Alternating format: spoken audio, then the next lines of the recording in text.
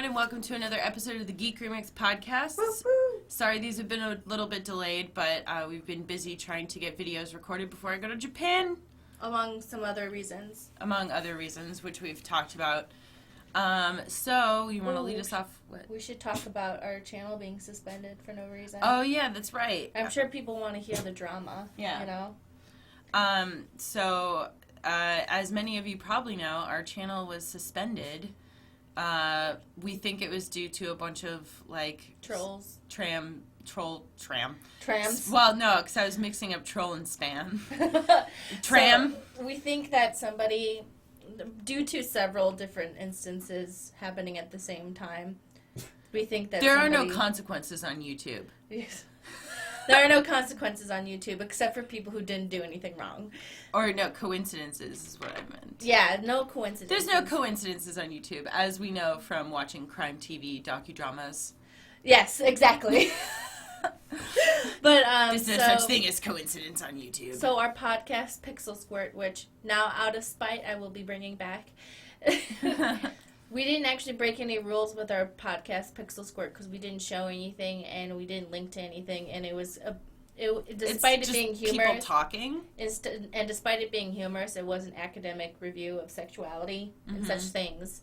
So somebody spam reported it and reported it so much that we got one strike on the channel for community guidelines, and then immediately our whole channel was suspended. And for some reason I was like, well, then I promptly laid down and cried for half an hour and then emailed every single person I knew in the entire world saying, what the fuck's going on? I talked to some people. Because this was happening while I was at work. Yeah. So I talked to every YouTuber I knew, and they were like, talk to this guy, Trusted Flagger, thank you. And Laura helped us get Laura Kate Dale. Throwing a shitstorm, because usually if you just go what the heck, and everyone goes, wait, what the heck, YouTube goes great, now we have to do something. We have to actually do our job. So we did that, and we got our channel back the next day. But what we think happened is somebody who's a big baby butt who decided they were going to spam flag one of our videos that could be if somebody, if a bot just looked at it, it would be taken down. But if you actually looked at it with human eyeballs for 3 seconds, you'd be like, oh, this didn't break any rules. Oh, this is people having a conversation. Yeah. Yeah. And so as soon it was seen by human eyes, they Trusted Flagger went oh, this is clearly a mistake. Don't worry. I'm escalating this and it will be taken care of very quickly. And I was like, thank you very much. So thank you, Trusted Flagger, for being so helpful, and I appreciate it very much. But I was for a while I was was this warranted? But then Stacey was I keep thinking about Fortnite topless with my 13-year-old sister. Strip Fortnite. Strip Fortnite with my 13-year-old sister. Well, because I kept thinking of, of course, all the examples of videos that, are arguably, and then, there's videos of dudes just penis pumps, straight up penises. But because it's a review, it's okay. But they have penises in the thumbnail. Not just, kind of penises blurred out, just big old dongers. Yeah, if you want to see penises on YouTube, that's where you go. Yeah, penis pump review. And, we're not directing you to porn. That's on YouTube, so this is legal. Mm-hmm. So basically that happened. We'd like to thank everybody for your support and for people who gave us some PayPal donations for the lost revenue. And Patreon support. Thank you so much. We really appreciate you. Yeah. I mean... You really have no idea how much that stuff just makes our lives so much easier to not be in, because I mean in previous years it's if the channel goes down for a couple days, you're oh my god, I'm losing money I have right no now. money. Yeah. So knowing that we have support on Patreon, it just obviously we were still freaking out and everything, but knowing that it's it means that people support you regardless of what platform you're on, you know? Mm-hmm. So that's just a huge relief, and we obviously want to thank you guys for making so much noise and getting it to come to YouTube's attention and everything. Yes, we always get the bad end of the stick on YouTube. I just don't understand. Logan Paul robs a corpse in video, and YouTube did literally nothing. He did a voluntary, like, break from YouTube. Well, they took away some of his YouTube Red contracts, which is, like, millions of dollars lost. But they didn't, like, take his channel away. Yeah. And they didn't take away his contracts until after he tasered a dead animal. Mm-hmm. They were like, that's strike one, robbing a corpse. Mm-hmm. Strike two, we'll see. You killed an animal on screen? The thing is that, like, with a lot of, like, the bigger... I think what people, you know, get so frustrated about, like, you know, us included, obviously, is just that, like, you see bigger channels, like, fuck up over and over and over again for stuff that, like, if it's a smaller channel, like, not even just us, but, like, small channels. Like, can you imagine if our channel had only, like, 5,000 subs and trying to get the attention of YouTube? Like, because one of the things that we were really lucky about is that, you know, we got, you know, introduced to, like, Trusted Flagger and, like, had a bunch of other people who could kind of, like, advocate on our behalf.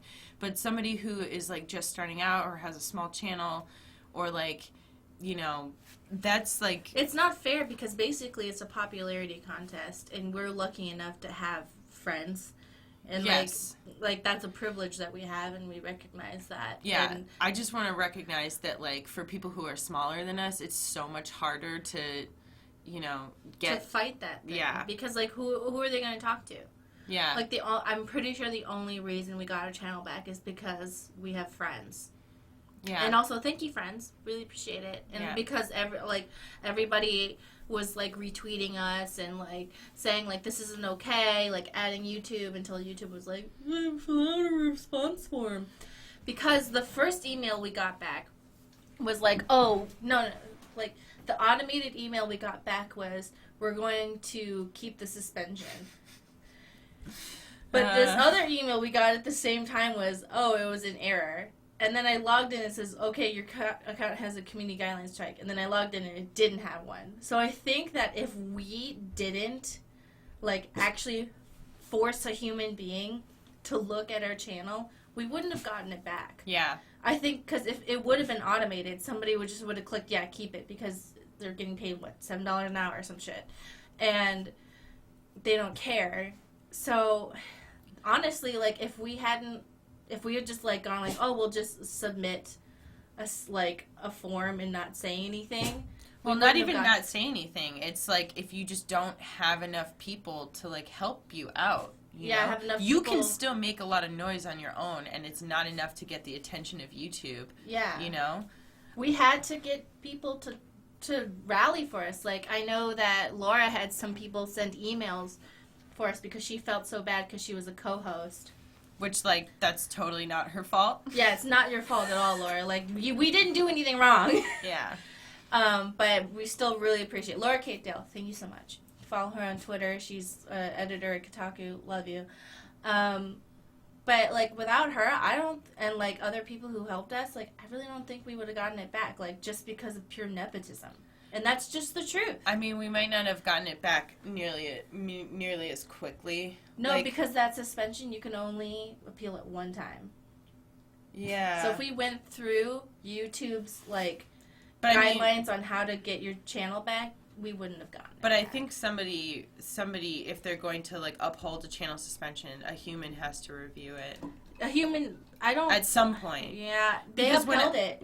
When I talked to people that work at YouTube, their response was basically that, like, it might take, like, up to 7 days, which we ended up getting it back in, like, a day.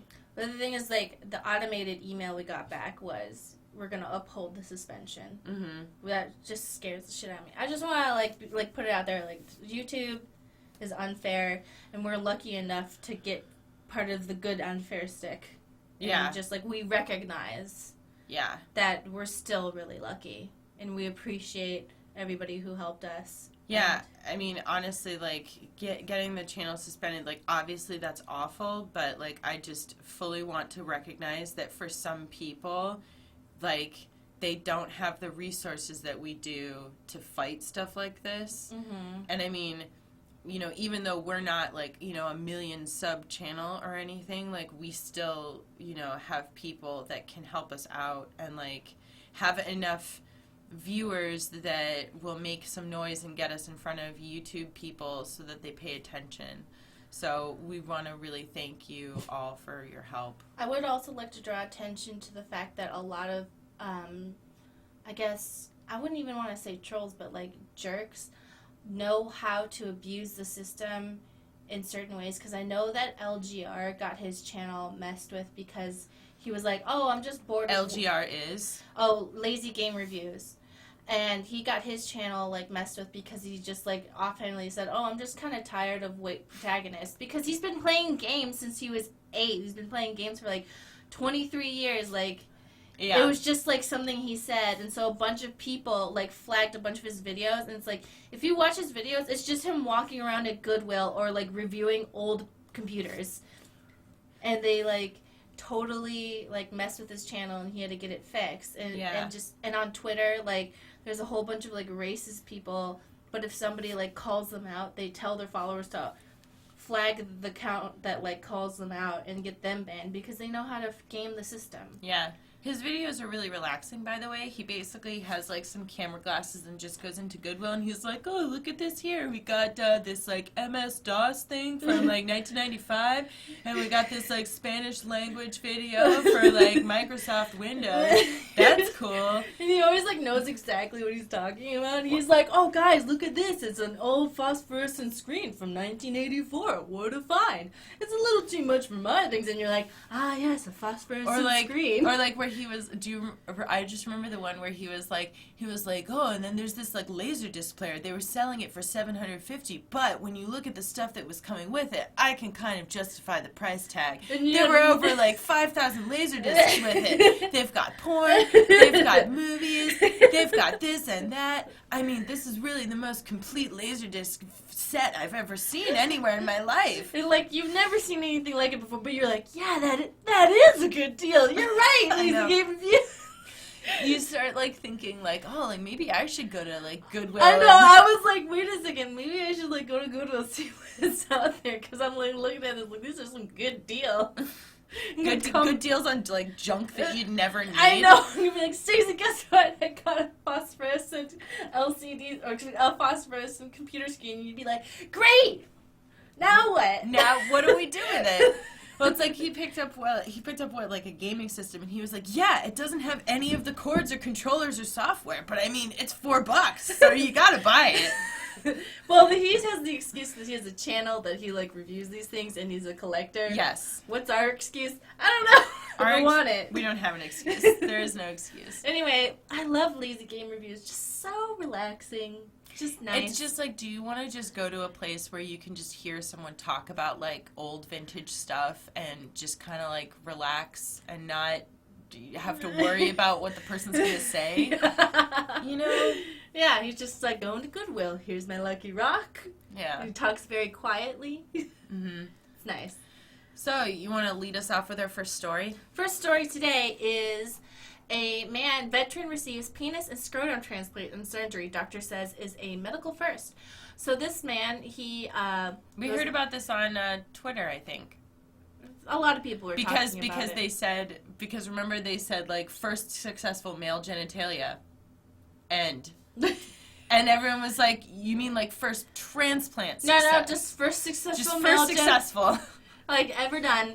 Because when this story was originally tweeted, like, their social media manager must have, like, clipped the end of the tweet. They accidentally a word. Yeah. And it's just like, well, does make sense. The first successful male genitalia. That's it. But I wonder if this is also hopeful for people who are trans. Like, can you get a penis transplant, or?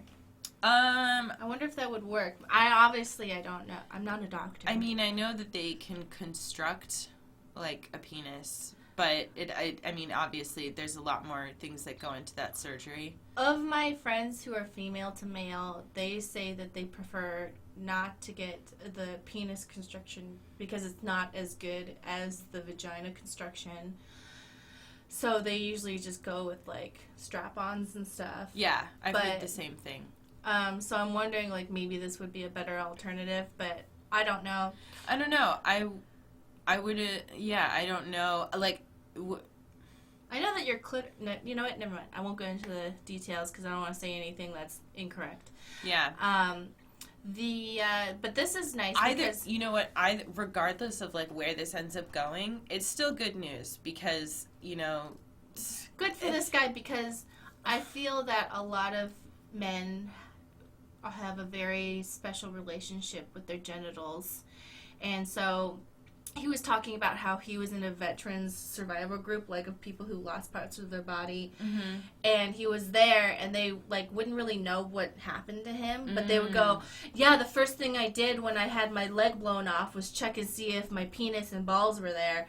And like I would be so relieved, and like they didn't know that was the thing he lost. Yeah. And so he would feel really bad, so he couldn't even go to like veteran support groups because like basically they were like, I lost my legs, but at least I didn't lose my penis, and he was like really, really sad about it. Well, and I can also imagine that like as with many like physical or like mental disabilities that are not immediately visible, it can sometimes be hard for people to like I don't know, to just empathize if they can't immediately see like what your disability is. And that's obviously like a really bad like thing. Like people should be able to just be like, oh, you say you're disabled, I believe you. Like that they don't, you know, it shouldn't have to be that like you're careful. Oh, well, it's scientific, so it's okay. But yeah, so like I know that it can sometimes be hard for people whose disabilities are not as immediately obvious to like either get people to take them seriously or like to, you know, because then they have to like if they want people to know that they have to like tell them about it, you know, and that can, I would imagine that for someone who's lost their genitals that would be really hard. Like, yeah, because it's like a private thing, but also a lot of people feel as if their genitals are important. Yeah. Not saying that they're not important, but just, you know, different people have different values to different parts of their body. I can validate that if you felt like something was a really important part of your body, it would be really upsetting to lose it. I mean, it's the same thing with sometimes when people get breast cancer and they have to have their breasts removed. For some people, that's like, they're like, oh, yeah, okay, like my breasts are removed. And for other people, that's really upsetting because it feels like they're losing a part of themselves. So, you know, I just want to validate that, like, you know, for some people it's not as big of a deal, and for other people it's really upsetting, and both reactions are okay. Doctors said they have no plans to use the procedure for sex reassignment surgeries at the moment. I wonder if that's just because they hadn't thought of it yet, or... Well, no, I mean, maybe it's just because it's like it's quote unquote like medical necessity first. You know, because if depending on like how, not to say that we think that, we're saying that the doctors. Well, yeah, I'm saying that's the doctor's opinion, not ours, of what medical necessity is. Also, like a lot of things depend on like whether insurance companies will cover it and stuff like that, and so that, you know, that can often be a tricky thing for trans people and just like people in general who are trying to get medical care. I know like, Laura, she had to do a crowdfunder because she waited. I think like years, right? She waited years, and then she came and they said, oh, like we messed something up, you have to wait another few years. By the way, she's talked about this publicly, so we're not like doxing her or whatever. Yeah, and so then she did a crowdfunder. I gave her some money, a bunch of people gave her money, and she was able to get her surgery done. Like she had already waited for years, and they messed something up, and she had to wait another like 2 years or something. And she was like, you know what? Like my quality of life is going to be improved if I can just get this done, and she's way happier now. And she had like a few things done that you can look it up or have her tell you. I don't want to speak for her on what was done, but. Yeah, but she was very open about the process, which I thought was very brave of her. When she was in recovery, do you remember she was like all like looped up on drugs, and she was like answering people's questions, and so they were like, oh, like what happened with this, and that, and how does this feel? And she was like, woo, like this, and this. I thought that was pretty cool of her because I know that, like, a lot of people keep that really private, even though, like, I'm sure there's a lot of people who want to know. Yeah, we're not saying that everybody has to open themselves up for questions. No. But I thought that was pretty cool that she was able to do that because I'm sure, like, there's a lot of people out there who are, like, pre-op trans, they want to know what they know the physical part, but they want to know the emotional feeling. Yeah, for sure. And I mean, like, those can also be just tough questions if, like, you know, if a cis person has someone in their life that they want to, like, understand better, but they don't want to, like, be super fucking rude. It can be really cool to, like, you know, ask those questions and be like, oh, like, I understand this more now, because it's obviously something they're never going to go through by themselves. When my friend was getting his boobs removed, because, okay, so he lives in Canada, so he got his boobs removed for free, and they had a really nice recovery center after, and then he kept telling me that he was afraid his nipples were going to fall off, and I was like, your nipples are not going to fall off. You're not a smoker, you're fine. And if they do, we'll just tattoo on new ones. You're going to be fine. But looked great. Yeah. Great looking no boobs. What do we got next? Okay, so I didn't really get to finish this completely, but, okay. Racist Twitch trolls defeated by Talking Banana. So this guy, he programmed it so that, like, he could go off and do whatever he wanted, and that the banana would say whatever this Twitch was saying, but he pre-programmed it to filter out all bad words, like slurs and everything. He thought of that beforehand. Wait, so the banana, I'm confused. What's the banana? So the Twitch types in what's going on. Like, Twitch types in what they want the banana to say, and then the banana says it. Okay. And he pre-programmed it to filter all slurs and stuff. Yeah. But because of so it was one Twitch channel that's known for, like, trolling. The GGX gang, Greek God X. More trolly communities. He pointed out the channel to his viewers and then left when they started being racist. He's like, never mind, bye. And so then So they made it spell out the N-word, and the next day the guy found out his banana had been banned from Twitch. So he was upset, and I didn't get to the part... But you didn't get to the good part where it actually defeats them? Well, I didn't get there. Okay, so... why would they, like... So basically he added code to block all the stuff. Even with a good filter, I have to listen to the banana just in case. I don't want to risk getting another channel strike, because after 3 I will be removed from Twitch. And the next step will be to share his powerful filter with other Twitch broadcasters. Oh, that's great. So he basically wrote an algorithm to help other Twitch broadcasters who have automated... He wrote code to to flag different terms. Because you know how people, like, spell it in a weird way so that they can get past the filters? Guess what? Your time is up. The banana overlord has defeated you, trolls. So that's nice. Okay, so... Criminal complaints and industry investigations target Tidal. So basically what happened here is that Tidal, so the way Tidal subscriptions work is that, like, it's kind of the same as YouTube Red, is that, so let's say you pay $20 a month and... The artist gets paid based on plays? Based on, like, the overall percentage of the total plays of the thing. So let's say Beyonce's Lemonade makes up 50% of the overall plays of Tidal. So she gets 50% of all of the subscription revenue. That's probably true. She definitely gets 50%. So what happened was that this news place hired, like, an individual, like, basically they found out that they were boosting views or / listens plays on Beyonce's and Life of Pablo's songs, so that they were getting paid more than other artists who were getting real plays. And so Tidal is saying that this is all fake lies and stuff, but the people who are accusing them... Go down. So they were saying that the data is stolen, but that they in one of the reports, CN purports to show that in the past year, Tidal has lowered payments to labels from 62.5% to 55% without renegotiating terms. The company has, since launching, billed itself as the streaming platform that pays the most to creators. But the newspaper says that 55% payout puts Tidal on equal footing with Spotify and Apple Music's terms. So... Yeah, so basically they were they were fluffing up numbers for Beyonce and Kanye West, and they were getting unfairly more money. Allegedly.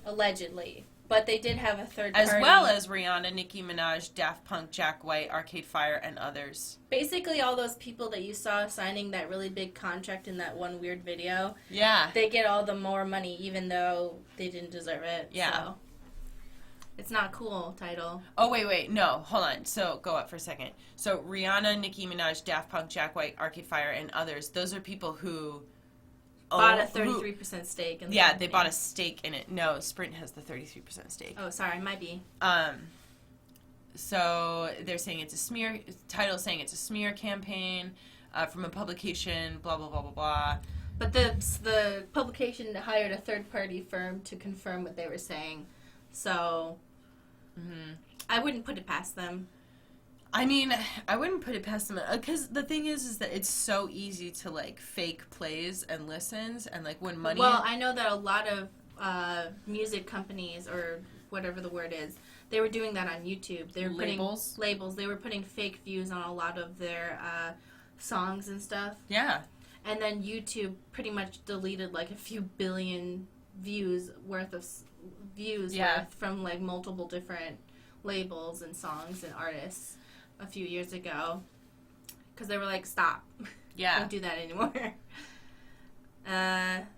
So that's interesting. So streaming overall is not very helpful to artists, even though it is helpful to the consumer, so that kind of sucks. Yeah, so I mean, and like we've talked about this on the podcast before, but Gavin Dunn, who is Miracle of Sound, has previously talked about, people like asked him, they were like, hey, like, you know, how much does streaming your albums like actually help you? And he was like, you'd have to stream a song like thousands of times for me to get paid like the same amount as if you just bought it, you know?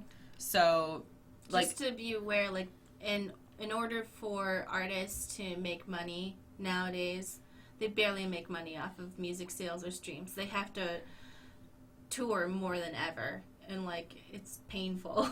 Yeah, so, you know, I listen to a lot of Miracle of Sound's music, so I usually I support him on Patreon, and that makes me feel like, okay, because it's like, I mean, we have a Patreon, so it's like, I know what portion of money he is getting, that, you know what I mean? Whereas, like, I feel like with streaming, and even, like, with like, album sales are good because that's still direct money, but also you're still going through... Basically what I'm saying is that, like, the only way for you to be, like, really sure that somebody is getting your money is to just give them your money. Yeah. For larger artists, it's obviously not, like... I would say buy merch. Like, if you can't afford and you can only afford streaming... Like, there's other ways you can be supportive, like making fan art or, you know, saying, hey, guys, listen to this, just in your own way. Because I understand not everybody has enough money. Yeah, for sure. Like, I get it. Yeah. But and it's like, it would be impossible for you to support directly every single person that you like. But if you like, you know, a t-shirt or something, that helps or whatever... I always figured that the way it works is, like, if people can't afford to, like, let's say, buy Mass Effect, and they pirate it, and then, like, alright, like, it's not 100% cool, but if you did it, it's over now. But one day you like it so much that you're willing to drop $20 on a Mass Effect t-shirt from BioWare, you know what? That's more than they would have gotten. But that's just how I see it. I'm not saying, like, it's totally cool to pirate, but... Some people just do what they gotta do. Yeah, I feel like for me, if you really like can't afford to like even buy merch or anything, tell your friends about the cool people that you like. You know, like if you're like, oh, I can only afford like Spotify, I can't afford to like support people on Patreon or like do all this other stuff, like tell your friends about, like, the cool music that you like, or, like, introduce your friends to your favorite YouTuber or whatever. Like, that stuff can still really help because, you know, people obviously like getting recommendations from their friends, and, like, I don't know. And also Life is Strange came out, and I forced everybody I knew to buy it. Yeah. I forced them. Well, and I feel like it also just, like, if you genuinely enjoy the work that they do, sometimes people feel like, oh, like, but just, like, telling my friends that's not, like, enough. But it does help, I think. I think the most powerful form of marketing is word of mouth. That's my opinion. Yeah. That's the most powerful, because, I mean, you can show someone a commercial and they could either care or not care, but word of mouth is something. But if I come to you and I say, hey, I just tried this, like, super awesome, like, makeup product, like, you should totally try it. I'd be like, okay, I believe you because I believe you. Yeah. Or, like, last night when I was like, Stacy, have you ever seen Imposter? Oh, yeah. And you were like, what? Yeah. And then we watched Evil Genius, which I recommend, but trigger warning, it's really disturbing. Yeah, it's disturbing. And they show someone, like, dying, like a real person dying. It's not a reenactment. It's not a reenactment. Like, this is the real footage, and, like, I think they try their best to be respectful and, like, show that this person was a human being, and, like, being like, this is something that's horrible that happened to a person, and, like... But it's still really... But it's still, you know, like, if you're the type of person who's going to be upset by something like that, it's... Every time it goes on screen, I just put my hands up and, like, don't look. Yeah. It's a lot for me, but I think they did a good job being like, hey, like, interviewing his siblings, being like, this was really exciting because for it's us. like they show you that it's they like show it to you right away. The first episode, like, goes over, like, what happens to this person and, like, kind of, like, the setup for, like, what's going to happen. And then over the next few episodes, they basically go into, like, here's exactly why it is, like, so messed up. Like, obviously in the first episode, you're like, whoa, that's messed up. But then it's like... It brings reality to it. This is just, like, how messed up this whole plan was. And this was, like, a real thing that happened back in, like, 2003.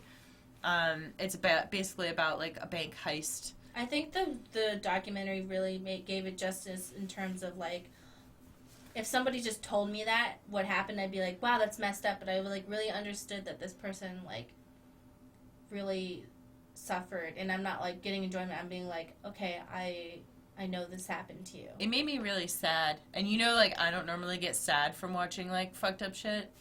But yeah, because it really happened. And this person, like, really, like, they went through something. And it really sucks that, like, you haven't watched the last episode, but it does get resolved in some way. So don't worry. All right. So what do we got next? Pokemon dev shares designs that didn't make it into original game. Inspires fan art. Oh, it's Patricia. Hey. Okay. Patricia Hernandez. So we got some stuff. Let me load it up. Oh. Crocky! Okay, so anybody who's listening to this isn't going to be able to see it, but, like, so there's an article on Kotaku that shares some of Pokemon designs that didn't make it into the original games, and so a bunch of people did fan art. So you've got this one that looks kind of like a lizard with, like, a bunch of fur coming off of its face. He looks like a mad scientist. I was just going to say, he looks like the scientist from Back to the Future. It's Back to the Future Crocodile. Back to the Future Crocodile. So let's describe these. And then we also have... And he's really cute. I kind of want to... And then we also have a shark with a knife on its forehead. A shark with, like, it's kind of like a knife helmet on its nose. I kind of like it. Some of these are pretty good. that's Here's back to Crocky. Yep. Water type. And then this is a... angry cactus. Angry ball sack. He looks like an angry ball sack. It looks like an angry ball sack. I think it's like, you know those cactuses that kind of, like, go into... what are they called? They basically, there's a cactus with needles in it, and if it hits you, like, it's not just a needle. You die. No. Nope, you die. It puts roots into your body and sucks the liquid out of your body and starts growing out of you. And then, what's it called? It's like chulos or something.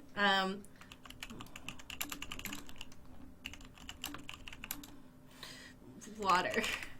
What's it called? No... Shit. What's it called? Cactus.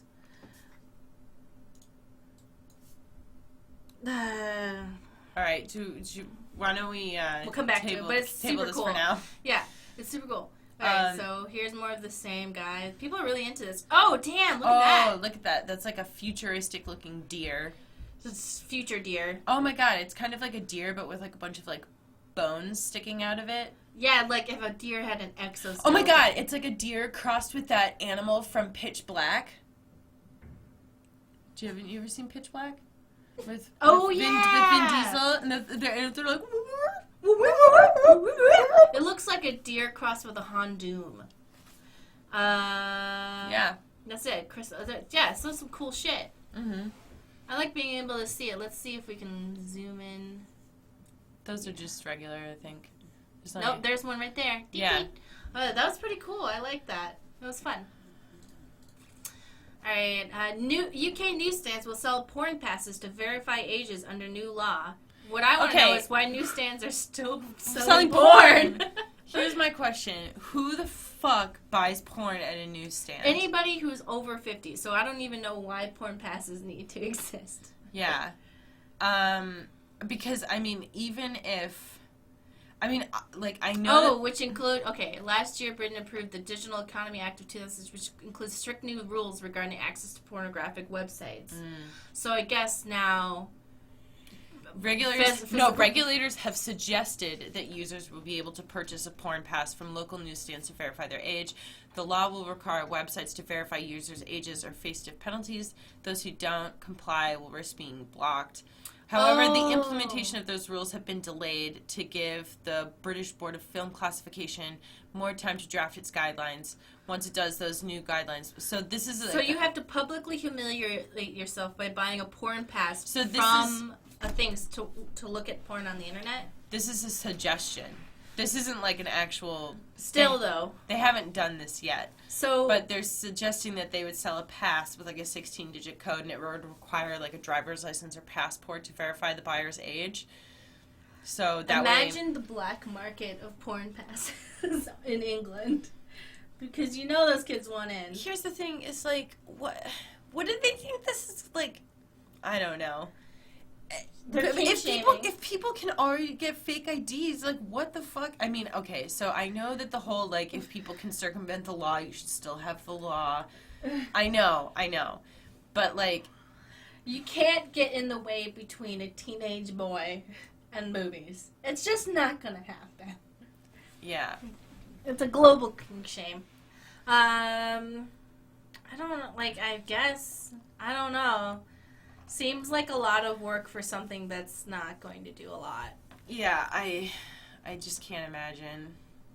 What's going on in England that's making them freak out about porn so much? Oh, they were, at one point when they were talking about, like, these rules and everything, they were getting really upset about, like, BDSM porn and stuff like that.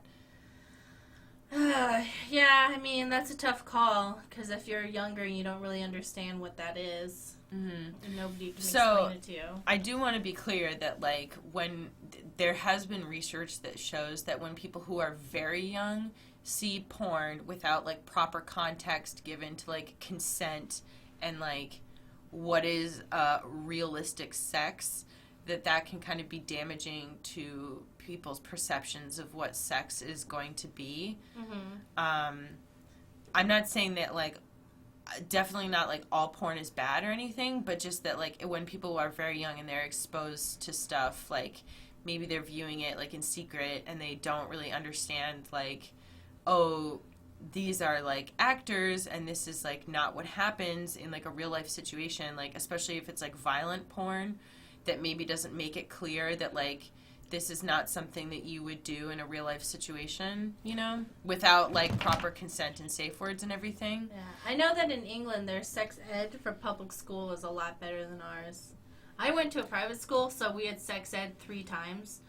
But I know that in public schools, they apparently don't teach you anything. So in the U.S., it really depends on where you live. There's some states where you cannot teach sex ed at all, and they teach abstinence education, which is basically where they just tell you, like, you're gonna go to hell if you have sex, and then everyone's like, I don't believe you.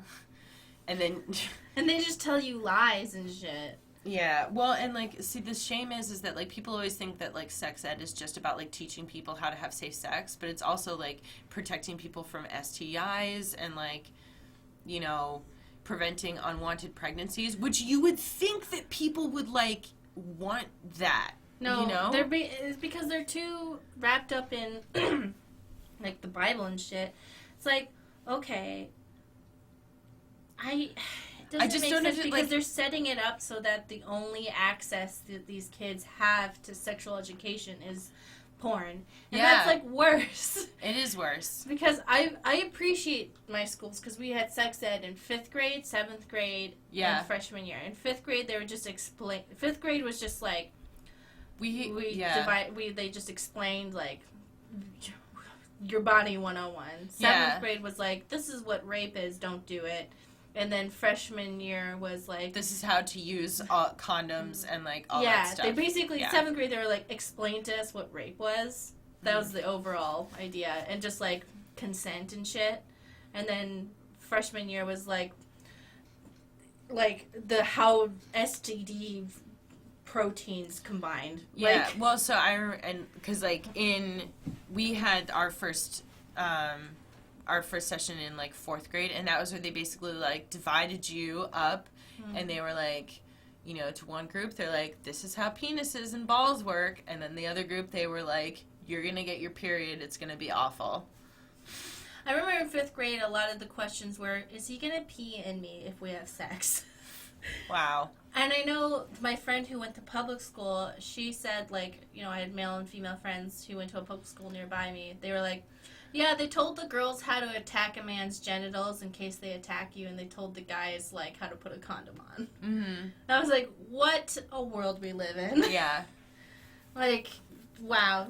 Like, I get it, but maybe, like, teach the guys what consent is also. Yeah. So, I went to public school, but I also, like, I lived in an area that was, like, pretty forward-thinking in terms of a lot of that stuff. Mm-hmm. But, yeah, I mean, there are some states where, like, you can't teach kids any of that stuff, which is a real shame, because I feel like, I mean, even if you still want to be like, hey, like, please don't have sex, like, you know that they're going to do it anyway, so please just teach them how to be safe. There's, like, people in the United States that I, like, casually talk to who are, like, in their early 20s, and there's just, like, the amount of minimal stuff that they know about, like, actual human bodies is like, oh, so I'm surprising. sure you've heard about like things that lawmakers will like have said about like the female body has a way of just shutting it all down. And I was like, God. You're an idiot. You're so stupid. So we're specifically referring to an instance where I think they were trying to pass legislation on like not allowing abortion for rape victims. Yeah. So and this politician famously claimed that if a woman is raped and the person ejaculates in them, that the female body will actually reject it because it is a natural defense mechanism to like, what? The fuck are you talking about? So everyone, of course, made fun of him because that is not true at all, and that is ridiculous. And like, whatever your views are on like abortion, it's ridiculous to suggest that like the body just naturally like will shut it down. Like, that's fucking ridiculous. So, anyways, what do we got next? So dumb. Okay, so here is a complicated issue. Valve's inconsistent rules on sexy Steam games continue to baffle devs, and I know that they banned Honey Pop. Oh. But they also said that like it was a mistake and they're reviewing it, but we haven't had the chance to see what's going on yet. I think Honey Pop is gross. I played the whole game, and some of it's like, ew, but like not, but I wouldn't say it should be banned from Steam. Does that make sense? Yeah, yeah. Where like one of them is like a cat girl, and she like acts childish, like in a childlike way, and I'm like, what the fuck? Well, yeah, I mean, like, there's a difference to me between like me looking at a game and thinking, this is gross and like wrong. And well, there's plenty of games that I look at and I'm like, oh, like I don't really like the implications of this, but I still wouldn't ban it. Yeah, you know, I want to criticize it and bring to light like my objections, but I don't think I want something to just be banned. You know what I mean? Kind of like when Hatred came out and everyone was I was just going to mention Hatred, yeah. I was like, you know, that game speaks for itself because it sucks. Like, I don't want it to be banned. I just want to be like, this game's stupid. Yeah. Like, I played Honey Pop all the way through. I thought it was fun, but there definitely were some issues with it that I would be like, that's fucking gross. Like, really creepy, yeah. And weird. But, it seems as if Steam games, Steam is saying that PayPal has a strict no porn rule for them. They do. And they're saying that's why. And some people are like, I don't know if that's entirely true or whatever. Well, Steam might also just be trying to kind of, like, cover their ass because... they're just like, they don't want to be the weird creepy Listen, like, thing. they're a business, and if it's easier for them to just, like, put rid out a blanket statement and be like, you can't do this so that they don't have any issues with PayPal, like, whether or not PayPal would actually have issues with these specific games, Steam might just want, like, an easy answer, like, nope, this is not allowed. You know what I mean? Mm-hmm. Rather than, like... It's hard because, you know, the Witcher series has some, like, hardcore like, straight up, like, that's porn shit in it. Like, The Witcher 2, I remember Bush in the first scene, close up on that redhead lady's bush. And, like, that's, like, allowed because they're like, it's The Witcher. Like, we're gonna allow it. Like, you can't, because it's really popular. But at the same time, like, they're gonna ban Honey Pop and... You know, I understand that they're two completely different contexts, but like, it's gross, and I get it, but, like, should it be banned? Yeah. When The Witcher is allowed, just because The Witcher sells a lot? I don't think it's just because The Witcher sells a lot. I also think it's because, like, the context of, like...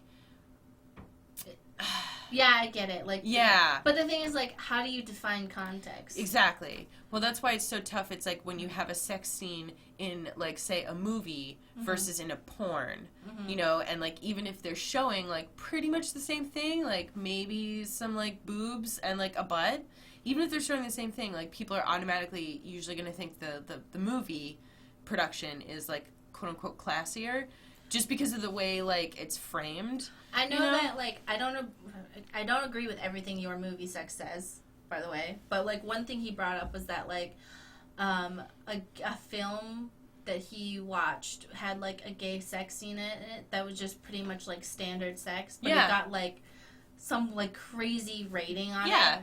And he was like, why is this given some, like, outlandish rating? When you can have sex scenes in other movies that are, like, PG-13. Yeah, like, basically, it was a PG-13 level sex scene. Yeah. And, like, for some reason, because it was two dudes, it was...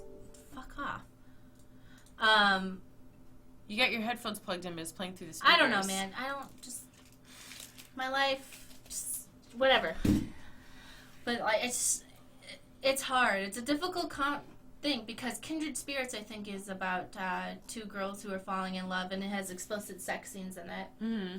And I think most people would say, like, that should be allowed. Well, kind of like cute Demon Crashers. Yeah. I mean, like, yeah, that's, like, pretty explicit, but, like, I feel like they do it in a really respectful way, and, like... but who's to say, like, what's respectful and not respectful, you know? I know. Because to us, we're like, yeah, that's respectful, but, like, to some creep on the internet, they're like, no, wait, I want to see a close-up of the inside of her butthole. That's respectful. I respect women. Yeah. Like, I mean, objectively, they're wrong, but subjectively, are they wrong? Yeah. So, and then there was also, they're talking about Lady Killer in a Bind here, too. Yeah, which we didn't like because we felt that, like, I know a lot of people were like, oh, they use really good... I felt really weird about the consent issues in that game. And, which like... I was like... Remember, I made us stop playing it because I was like, I cannot feel good about this because, like, at least in the route... It was very strange to me because I felt as if everybody else was saying that they did such a good job with consent, but I was like, it's all based on a lie, so it's not consent. The whole route that we're in is deceiving someone to think that we're someone else in order to sleep with them. And I was like, this feels wrong. Even if... Like, it has nothing to do with the gender swap. It's the fact that the one twin was pretending to be the other twin. Yeah. And like, it has nothing to do with the gender. It has to do with the fact that you're pretending to be a different person. Yeah, and well, in our specific route, you specifically target someone who has a crush on your twin, so that they will like do things for you because you're pretending to be somebody else, not just like the gender, but like you are literally pretending to be a different person, and you're pretending to specifically be a person that they are already in love with, which is really messed up because it's not like you're just pretending to be like, oh, like I'm pretending I have a different name, you know, like just a random person. No, you're pretending to be an actual like other person, and it was like really weird to me. So it's like the gender swapping thing, like that's fine, like who cares? But like you're being like, they were pretending to be their brother who was already somebody in these people's lives. Mm-hmm. And who already had relationships with these people, and like was friends with some of them, and like you're deceiving them all into thinking that that's you. And I don't know, that was just like really like, I don't know. It was like, because in a lot of countries that's actually defined as rape. And I don't know like where the game ended up going with it from there, because I just could not like, because like the route that we were going down, I was like, wow, this is like really like leading towards like stuff, and I just feel very strange about it. But anyways, we don't know what's going to happen with this Steam stuff. Obviously, there may be changes. While some games hit by this wave are arguably more sexual than others, Kindred Spirit's sexual content is very limited. Rather than a game about having sex, it's an exploration of female sexuality with some uncensored breasts after many hours of gameplay. And on the other hand of the spectrum, we have Honey Pot, which is made by Honey Pop. Honey Pot, I like wanted to play it, but then I heard the premise, and I was like, so you're basically a pimp. Yeah. And, like, I was like, they were like, people were like, well, you can make it so, like, they have really good... So I was like, you make it so you're a nice pimp. And I'm like, okay, if I wanted to play a game about cam girls who sometimes go out and do personal interactions with their fans, I would want to play as the cam girls. Well, because you have, like, your own agency. Because this person is basically the quote-unquote manager and tells all the cam girls what to do. Oh. And I'm like, no, man, I don't want to do that. Well, and here's the thing. Like I want to see boobies, but I don't want to see exploited boobies. Well, I mean, it's like, I feel like if you listen to if you've heard our videos or podcasts before, you probably know that, like, we have nothing against sex work. Yeah, sex work is cool and everything, as long as people aren't being exploited or hurt, you know? So the premise of Honey Pot, which, again, I mean, like, I think is gross, but should it be banned? I don't know. Like, I don't have the answer to that. Well, I mean, I think that I cannot think of other games that do similar things, like, off the top of my head, but I know that they probably exist. Mm-hmm. Like, what about all, like, you know, the prostitutes that you kill in, like, GTA and stuff? I know, like, where do you draw the line? Yeah, you know? What do you say? Yeah. And because if you're also going to draw distinctions at, like, sexual content, like, should you be drawing distinctions at violent content? Because to some people... violence is worse than sex. Yes. Yeah. So, I'm not saying that we have any answers, but it's like, when it comes to issues like, oh, it's Gita Jackson. You're picking, like, articles from all the people we know. Yeah, all the people we like. But yeah, so when it comes to things like depictions of violence and sex and, like, who that's okay for and stuff, like, that's it can all be very subjective. Mm-hmm. So. Oh yeah, this was cool. I saw this. Microsoft announces new controller for gamers with disabilities. So I wonder, like, I don't have any physical disabilities, so I wonder if this is like how like. So if you're listening, basically it's two really big touchpads. Well, I think that there's some other equipment down here too.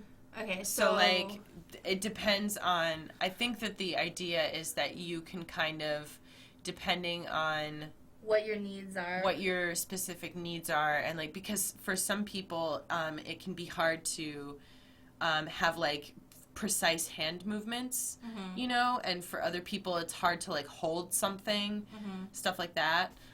So it has a lot of different options and settings. There's two giant big round touch pads that you can use as the joysticks, or I think you could customize it. There's some peripherals with giant buttons.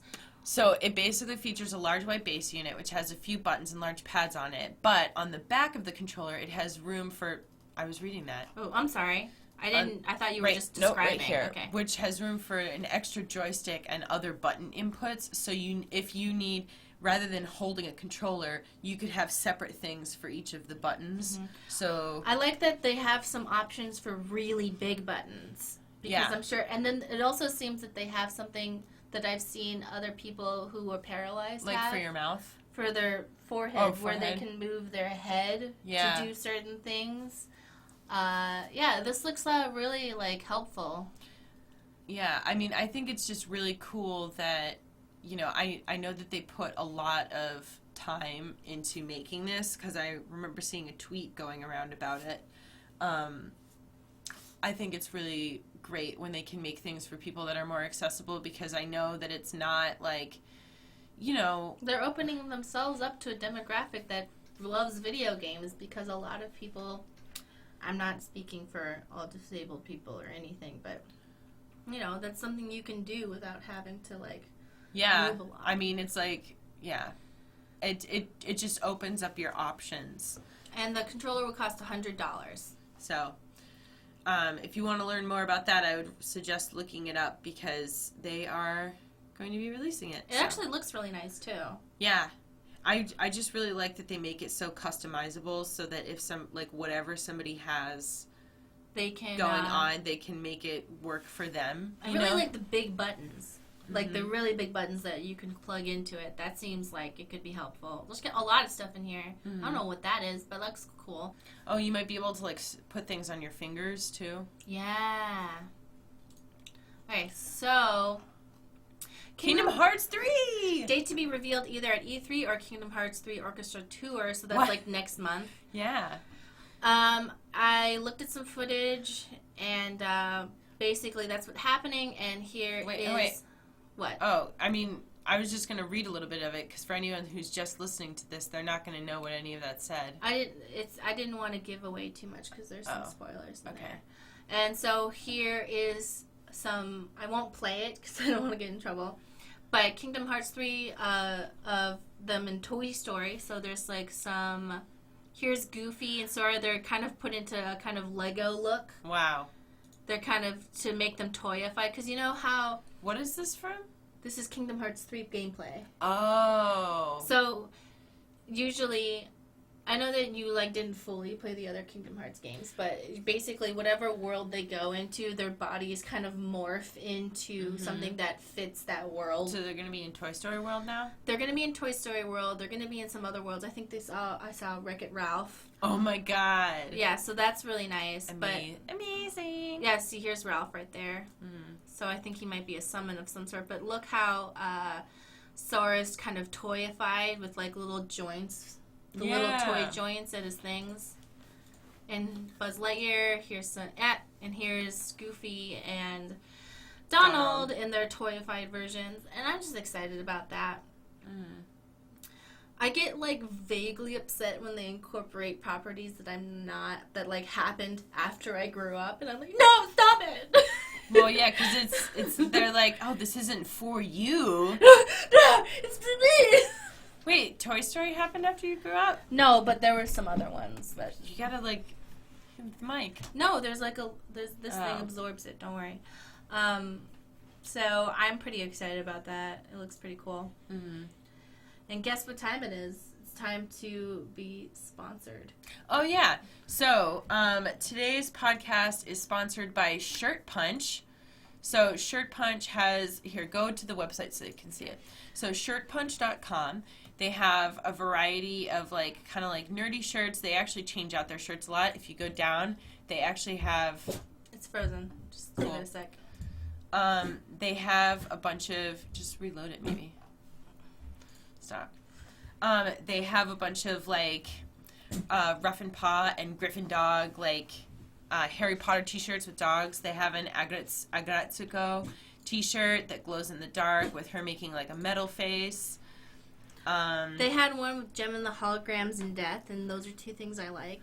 Yeah, so they have a bunch of like really cool art T-shirts, and then they also have like daily shirts that'll be like $10, and those switch out every day. So so when the lights turn off, a different face shows up. Yeah, that's cool. Oh, by the way, if you guys haven't watched Agretsuko, it's really great. It's really good. It's really great. It's especially if you work an office job, I feel like you would really enjoy it.